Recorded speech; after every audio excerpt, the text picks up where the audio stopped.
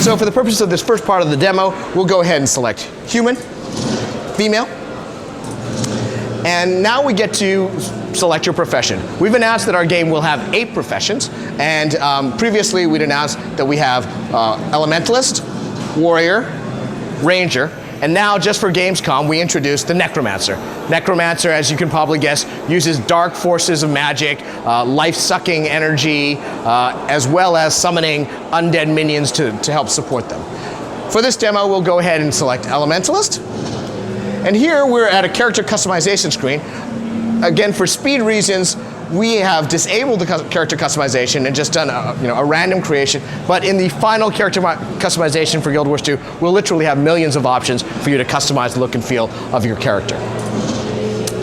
So now we get to a part of the character creation process that I'm not sure any MMOs have. This is called your biography. And it is in your biography that you will be able to select very specific things that will determine how your character's personality, storyline develops through the course of the game. The first question's a pretty easy one. It's basically an accessory and jewelry question. By going through water or fire, earth, you'll notice the little gem on the head of my Elementalist changes color. It actually doesn't have any hard gameplay impact. It's just a nice, cool visual differentiation. Let's go ahead and pick, yeah, that looks good. This one is rather interesting. This is an introduction to our personality system. I talked a little bit about having personal story be a much bigger part of the game. We call it kind of putting the RPG back into MMORPG. And this is an example of how we're doing that. Your personality system has a number of ways to measure it. The 3 initial ones are you can interact charmingly, with dignity, or ferociously. Depending how you choose that, this is your initial disposition in the game. Somebody who becomes particularly ferocious in his interactions with NPCs.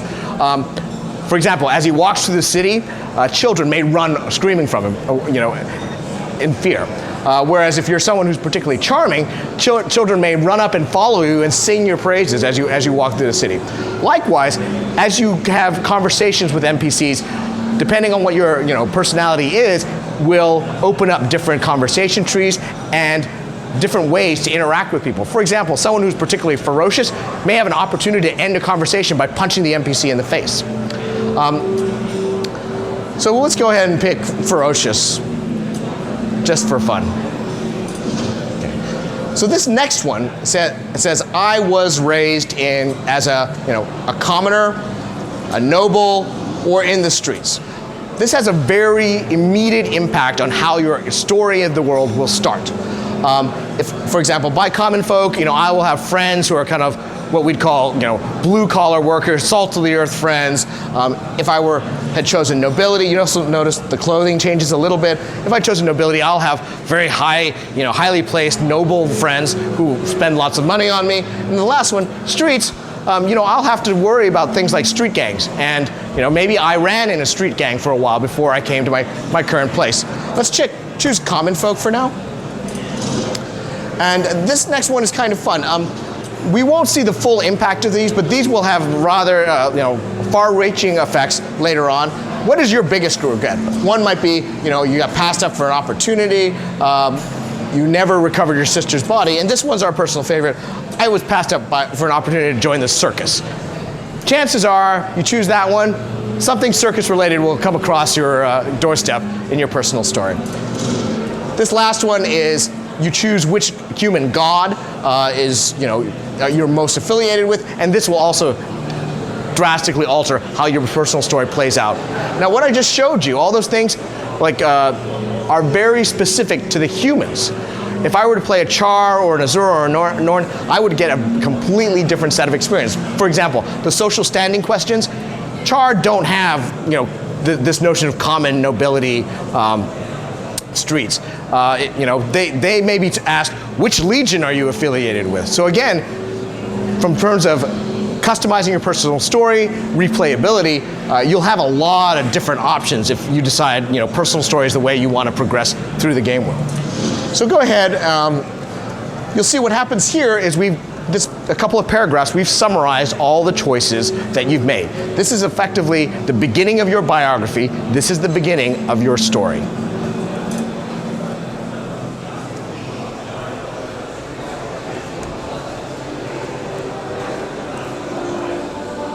The human race once ruled Tyria.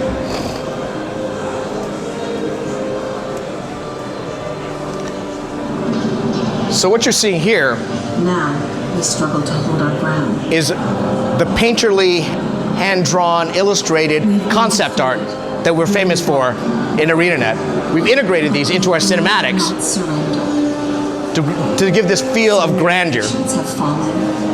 Only Kryta still stands. Our faith is strong, despite the silence of the six gods. With courage, we'll make our stand in divinity's reach. So now at this point, the cinematic actually branches based on the choices you made The city is my home. and tell you that I was born to common folk. Born to common One folk. among many. My friends and I don't seek attention or glory. It's hard enough making ends meet. But I believe we can still shape a brighter world out of the ashes of the past. Today, I stepped outside of divinity's reach to see the world. But when I arrived in Shane, the town was under siege by centaurs.